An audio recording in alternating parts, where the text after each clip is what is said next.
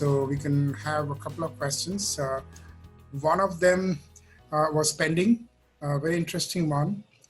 Can you talk about receding gums and what is the treatment and does it fix the problem? Receding gums can be due to multiple reasons. One of the commonest reasons is, again, the position of your teeth. So what happens is, let's say your tooth, one of your teeth is placed way outside into the bone.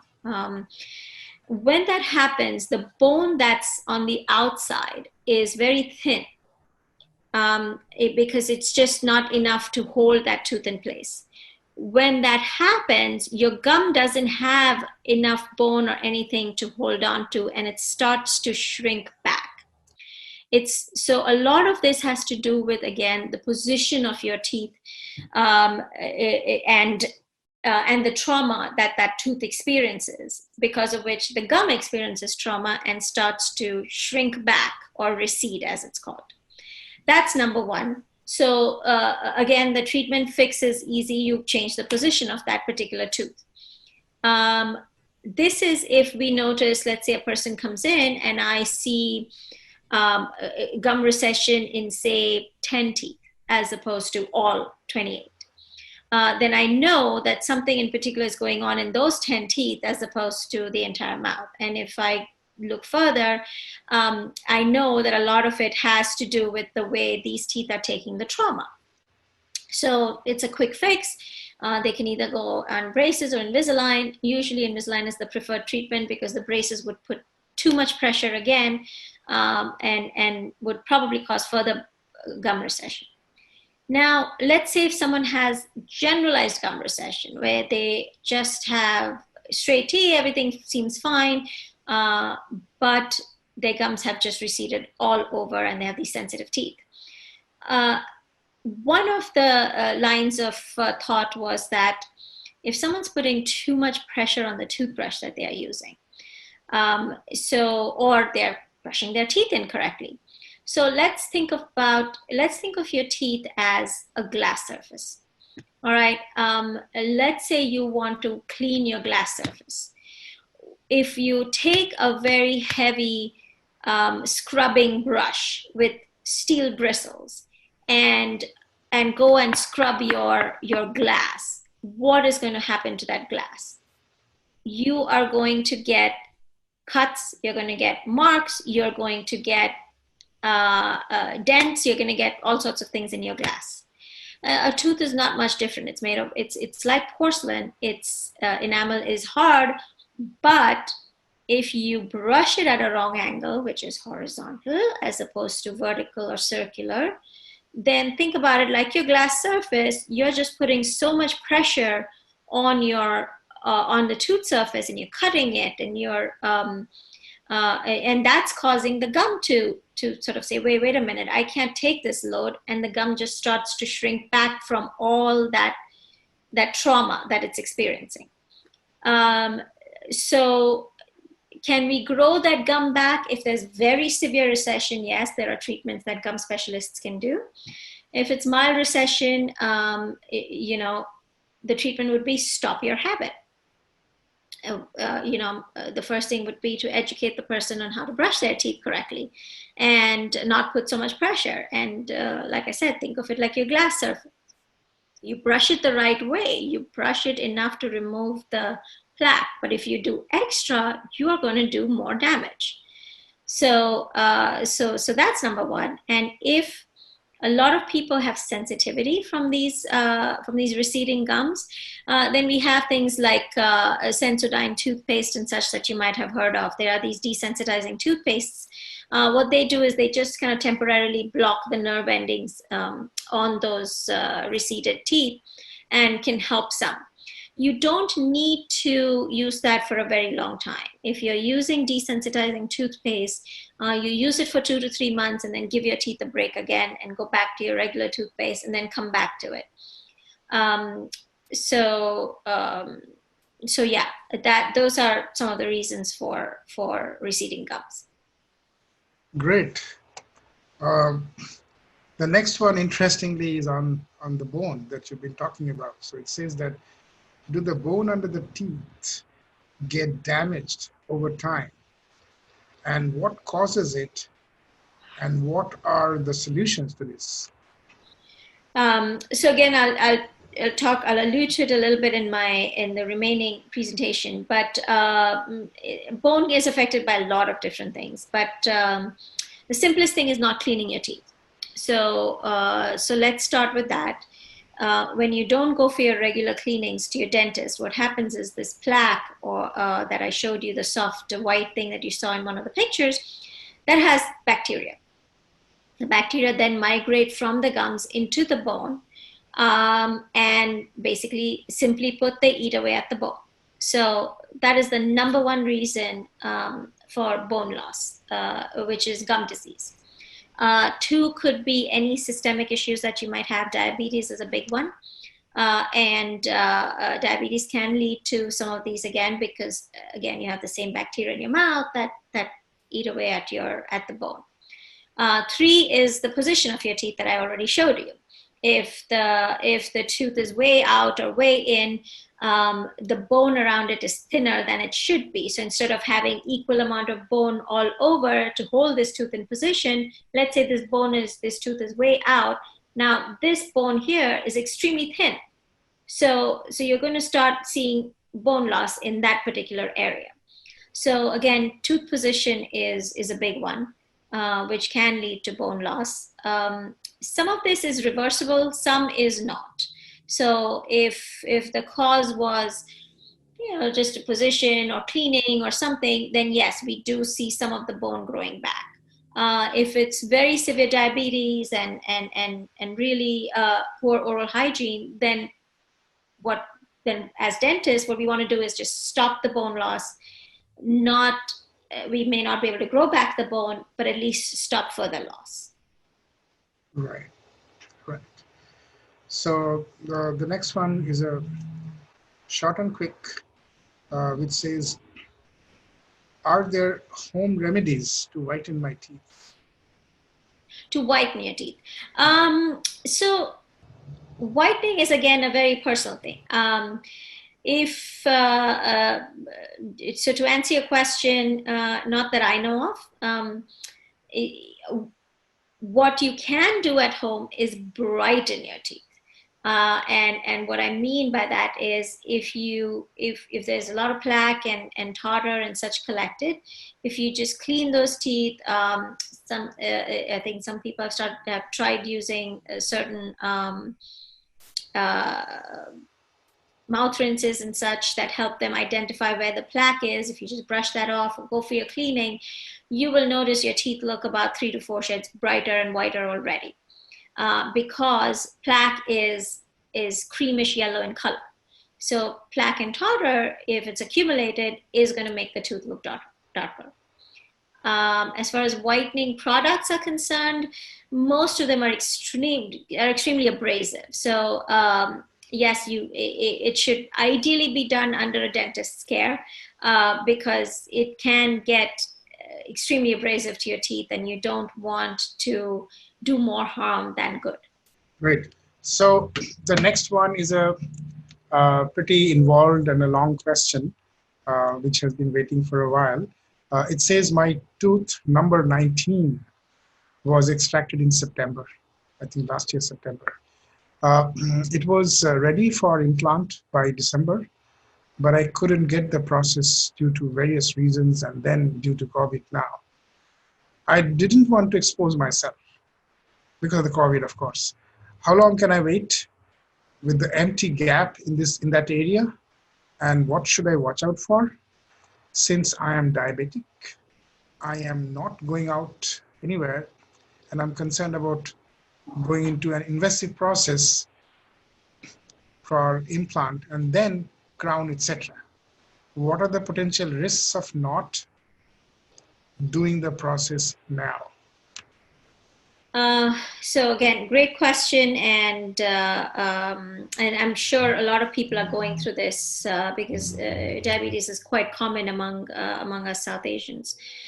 let me put it this way. Simply put, you're probably doing more damage by not replacing that tooth than by replacing it. Like I said earlier, COVID precautions now in dentist offices are very high. They follow all precautions to the T.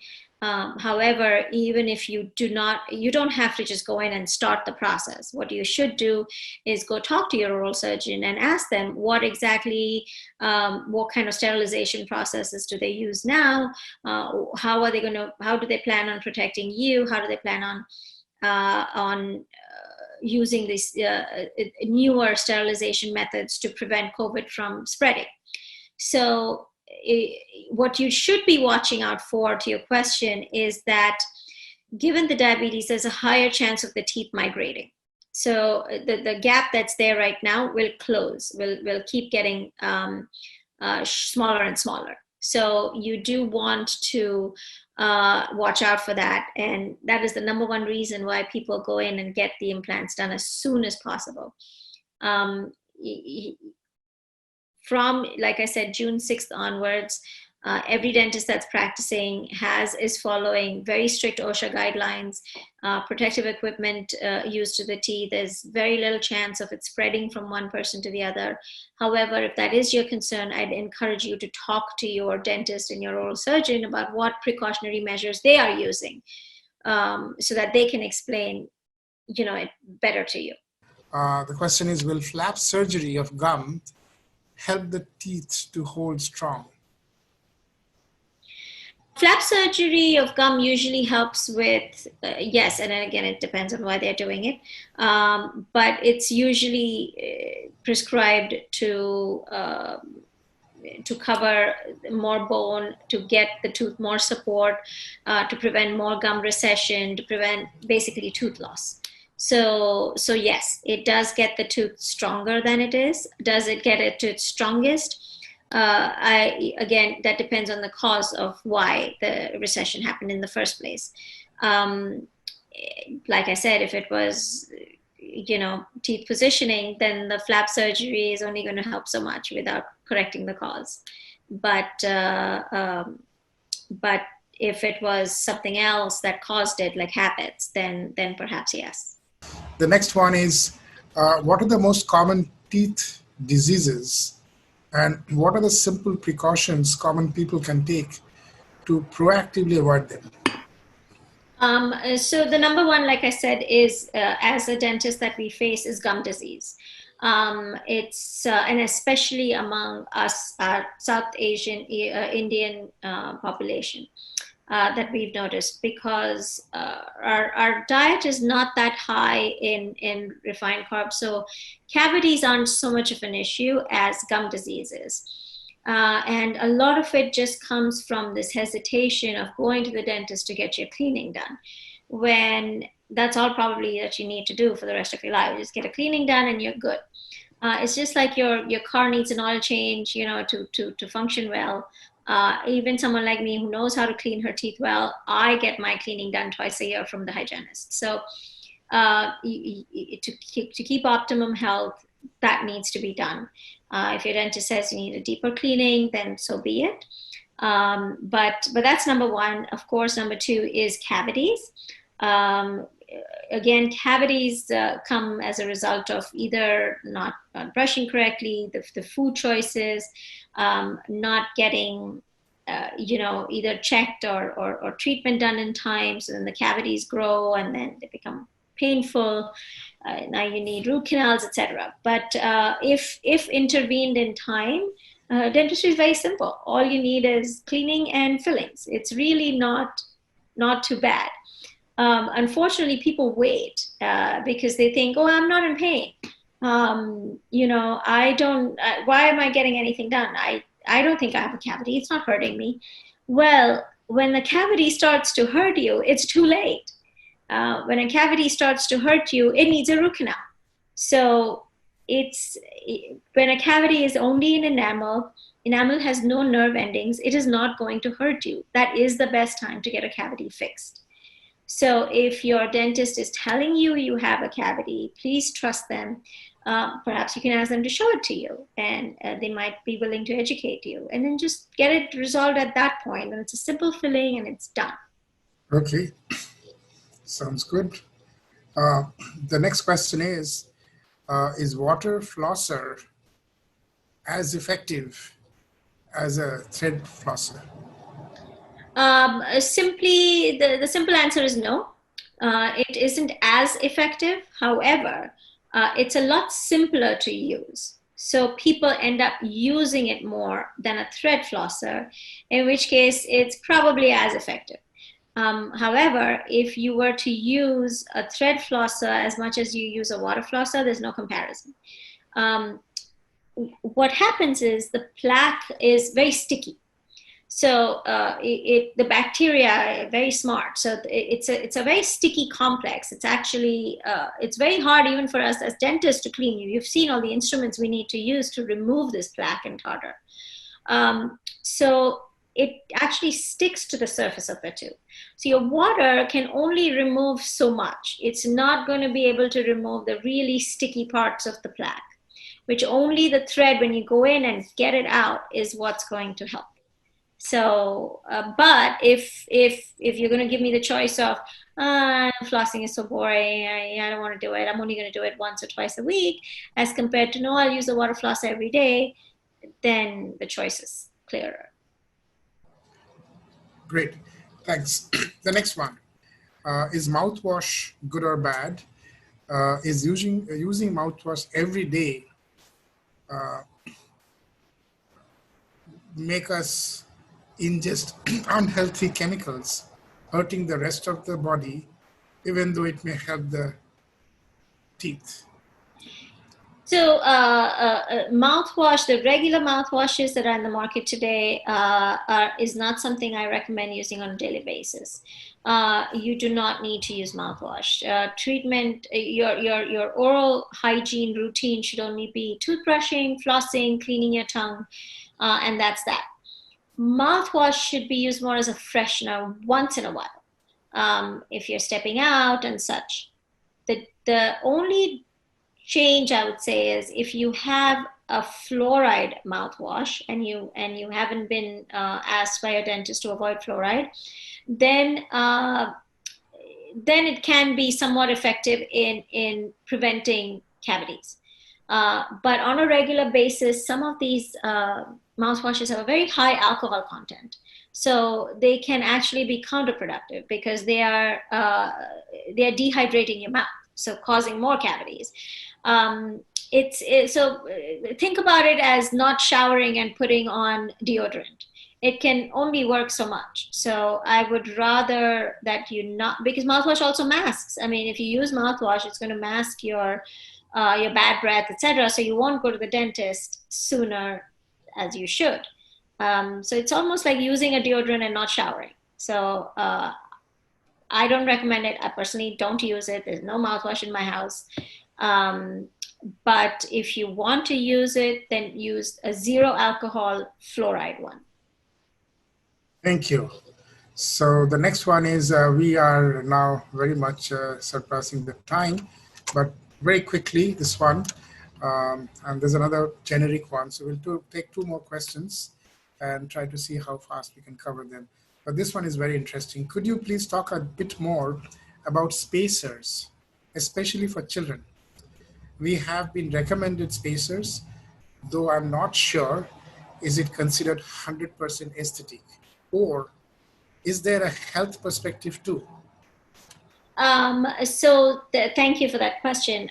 Spacers are literally what they say. They make space for teeth.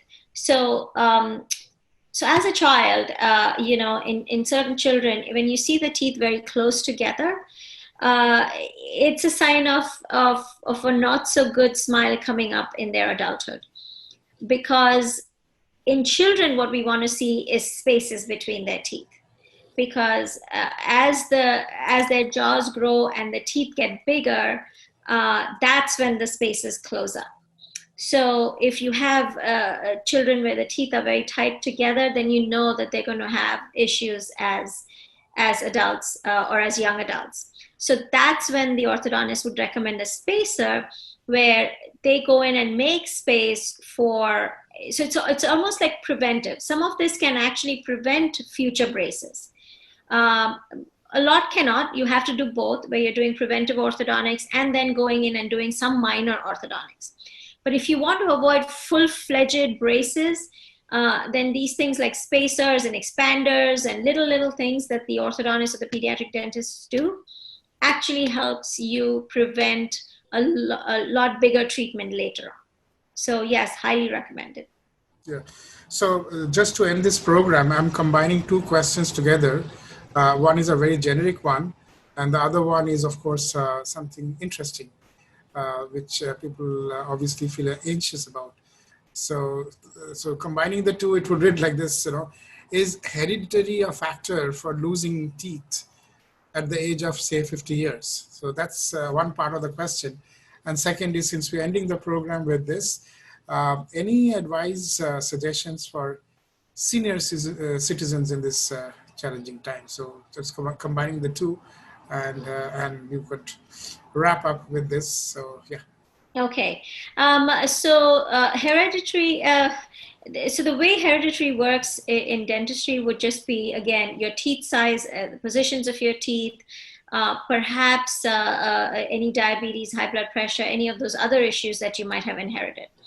As such, no, it does not affect teeth per se. So what I mean is, if your parents or grandparents had really bad teeth, but you took great care of it, you went every 6 months, you did your orthodontics, whatever else you had to do, then no, your teeth, you will not lose your teeth at age 50 or whatever it was that your parents lost it at. These days, there is absolutely no reason for people to lose teeth through their lives. Dentistry has advanced so much that there is just, unless of course it's so bad, but then there are implants which you replace it with. So if you lose teeth, then you can replace them as well. And I'm sorry, so what was the other question? General advice for senior citizens. Senior citizens, my advice would be, just keep your teeth clean, brushing, flossing, cleaning your tongue. If you're wearing dentures, make sure that you keep your dentures clean. If they are sharp, if they are hurting, then these are emergency treatments that you should see your dentist for, or they're loose or ill-fitting or any of that. Yeah, that's about all. Thanks very much, Deepa. This couldn't have been even more engaging than it was today. This is a very, very, I would say, all-encompassing as far as the oral health and dental. You started from aesthetics in